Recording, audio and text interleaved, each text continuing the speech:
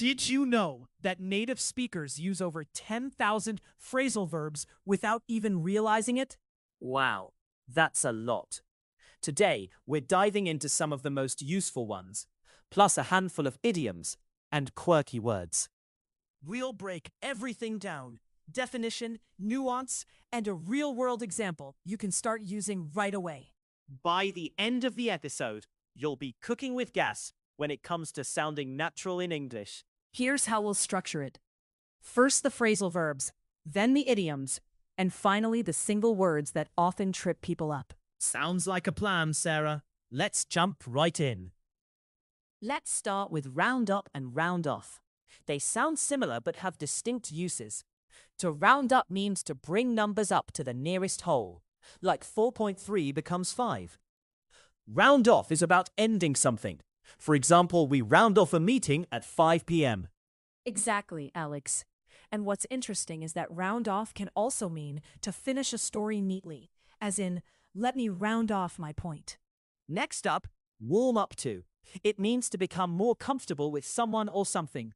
I'm warming up to the idea of learning a new language. What most people don't realize is that hover over can be literal, like a bird hovering over a lake, or figurative, as in, the issue hovers over the budget. Sneak up on is a fun one. It describes something approaching quietly or unexpectedly. The deadline sneaked up on me last week. And lean forward often signals interest or eagerness, both in body language and in conversation. Lean on can mean to rely on someone for support, but it also appears in the phrase lean on the wall, meaning to physically rest against something. That reminds me, there's a common mix-up between lead on and lean for. Lead on means to give someone false hope, while lean for isn't standard. People often mean lean on. Moving to idioms, be wired for something suggests a natural aptitude. She's wired for mathematics. What do you think, Alex? The jury is still out on whether that phrase originated from early radio technology. Good point, Sarah. Be in for means to be about to experience something, often unexpected. You're in for a surprise. And something that sits well with someone means it feels appropriate or agreeable.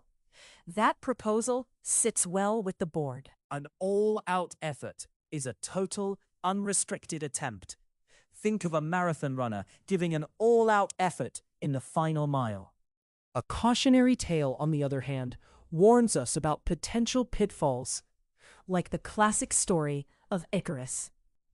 Across the board means universally, affecting everyone.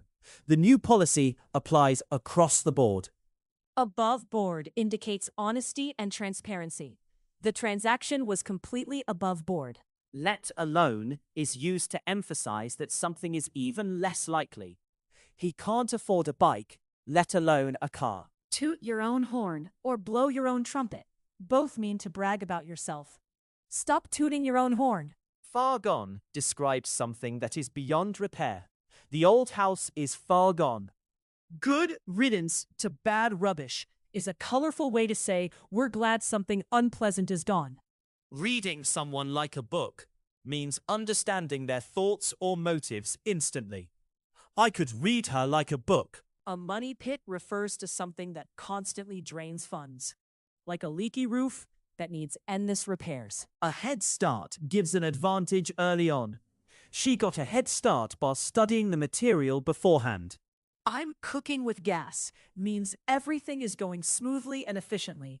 It's a great expression for a productive day. Bask in reflected glory means to enjoy praise that comes from someone else's achievement. He's basking in reflected glory after his teammates win. Nice work if you can get it describes a job that sounds great but is hard to obtain. That remote gig is nice work if you can get it. The pit can refer to a low point or a literal hole. He hit the pit of the market crash. Some pin money means a small amount of extra cash, often from a side hustle. She earned some pin money selling crafts. Now for the quirky single words. Nincompoop is a light-hearted insult for a foolish person. Discombobulated describes a state of confusion. After the flight delay, I felt completely discombobulated. A +1 is a guest you bring to an event, often a wedding. Feisty characterizes someone lively and spirited, sometimes a bit aggressive. She's a feisty debater. Copacetic means everything is fine and satisfactory. All is copacetic after the meeting. Fail can be both a noun and a verb, but in informal speech, it often means to not succeed. He totally failed the test. And that's just the beginning. We've covered a lot, but there's still so much nuance to explore. To recap, we've unpacked 7 phrasal verbs, a dozen idioms, and a handful of colorful words. Remember, the best way to own these expressions is to sprinkle them into your daily conversations. Try using at least 3 new phrases this week and notice how they change the tone of your speech. Next episode, we'll dive into British slang that's taken the internet by storm. You won't want to miss it. Thanks for listening, and keep cooking with gas. Alex.